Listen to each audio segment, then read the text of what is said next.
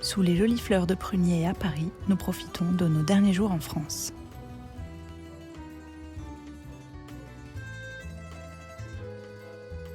On profite de ce séjour parisien pour voir nos amis et surtout confier Yuko à la mère de Maxime qui s'occupera d'elle pendant notre voyage d'1 an au Japon.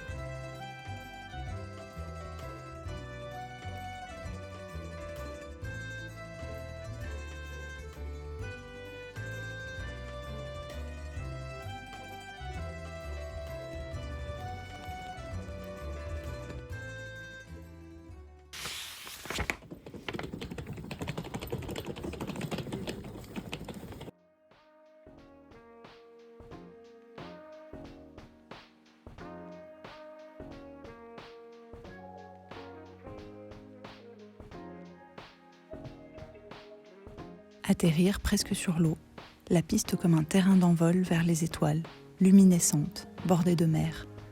Retrouver le métro qui file sous la ville, son odeur familière de lessive poussiéreuse, les enseignes en bataille et les câbles qui fendent l'air. La calligraphie sur béton qui reflète l'éclat des néons. Les maisons serrées, entassées vaille que vaille, reliées par les effluves en écharpe de brochettes de friture de beignets. Après 10 ans, déterrer des souvenirs fossilisés par la distance. Retrouver celle que j'étais et la saluer en nous trouvant bien changés.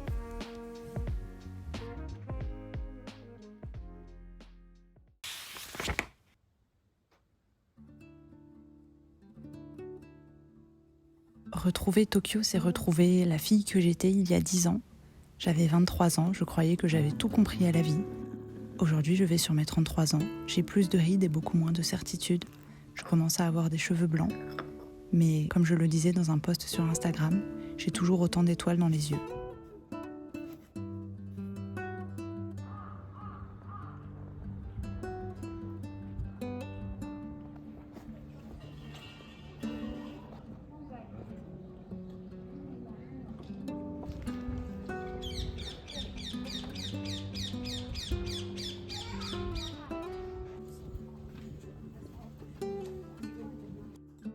Ces premiers jours à Tokyo ne sont pas de tout repos.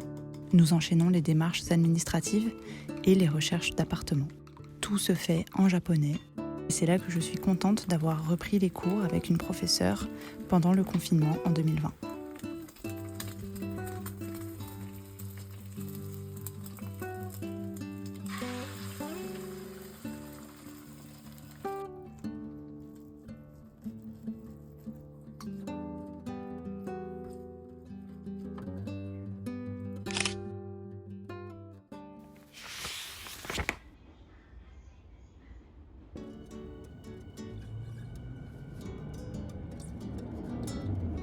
J'ai une passion dont je ne parle pas souvent, c'est l'Ashtanga Yoga. J'ai commencé à en faire en 2018 et depuis c'est une pratique qui m'accompagne au quotidien. Pendant ce mois à Tokyo, je suis allée en faire dans un temple. Une expérience unique et mémorable. Bon, à part le moment où j'ai cru que je m'étais démis l'épaule.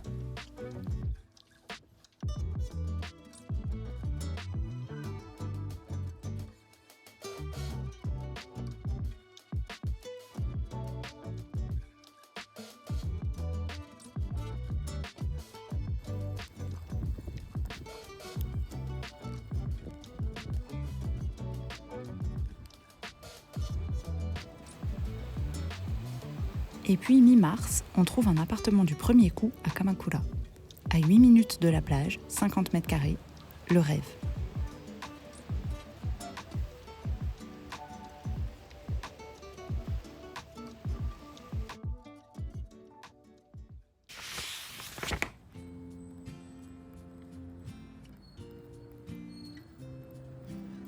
Pour clore le mois de mars, je suis partie en week-end de recherche dans la préfecture de Shizuoka. L'objectif, interviewer des productrices de sencha, le thé vert japonais. C'est un mini-voyage particulièrement émouvant quand on sait que pour moi, tout a commencé avec les mangas et le thé matcha.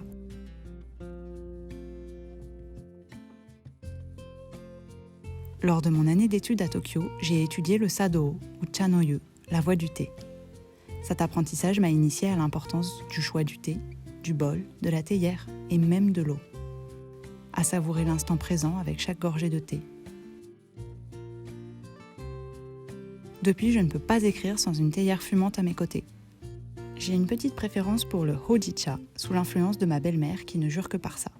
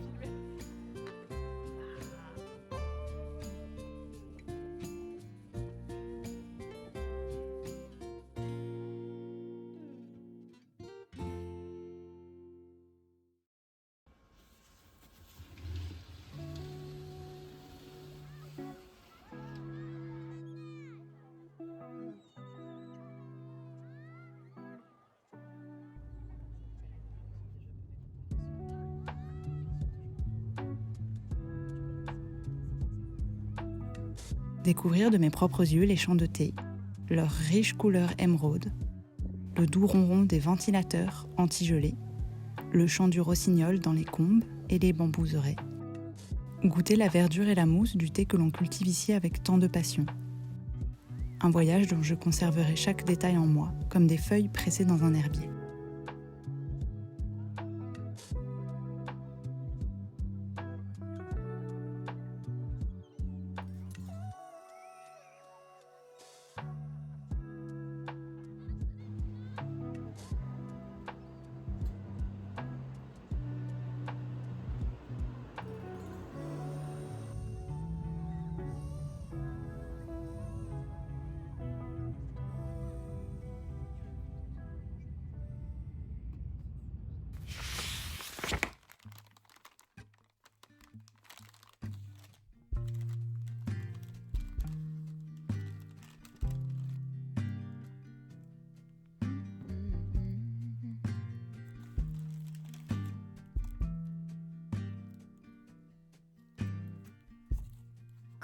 Soft, turn the key and cooler on. Push the pause for relief. Free pass, you don't even have to ask to be the cat in the sun. Someday I will see the whole deal through today. I've got better things to do, okay, to leave a little bit undone and be the cat in the sun.